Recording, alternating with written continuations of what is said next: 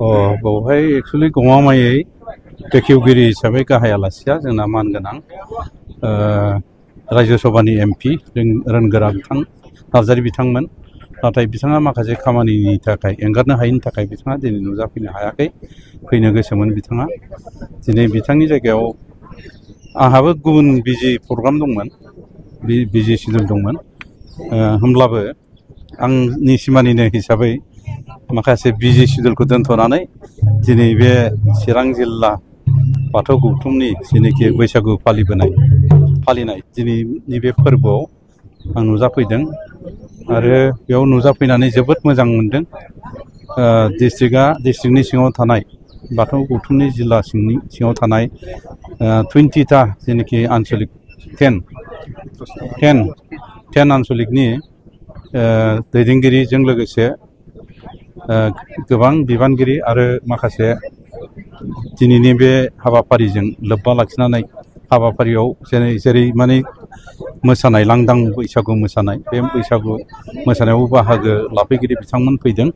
आरो बिनि अनगायैबो जोंहा निसिमा बियाबनि मानगोनां दैदेनगिरि बिथांमोन दङ आरो आफादगिरि दंफैयो जोंहा आदा सामाचरन मुसाहारि बिथाङा। बेजों लोगोसे भाइस प्रेसिडेन्ट जोंना दंफैयो परेश दा आरो गोबां बेबायदिनो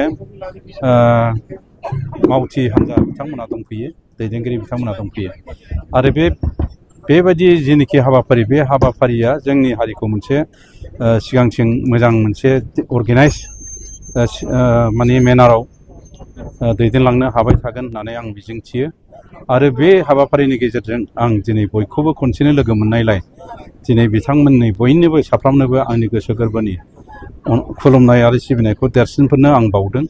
आरो लोगोसे जाय आंनि दुइसिन दङ बिथांमोननो आंनि अननाय, गाहाम अननाय, हामलायनायखौ बावदों।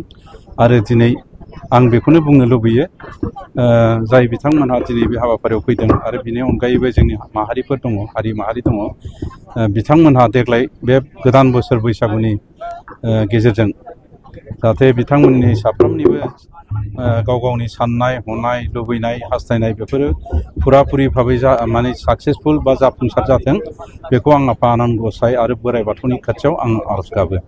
दा नंखायनो आं खावलायदों बिथांमोनखौ, बिथांमोनजों लोगोसे न'खर बिगोमाफोरजों लोगोसे गाव गावनि गथ' गथायफोरखौबो मोजाङै फोरोंनानै जाहाथे गिदिर गोलाव खालामनो हायो। बिनि थाखायबो आं बिथांमोनखौ खावलायनायजों लोगोसे आफा आनान गसाइ इसोर आरो बोराइ बाथौनाव आं खावलायनानै आं सुंद' बुंनायखौ फोजोबबाय।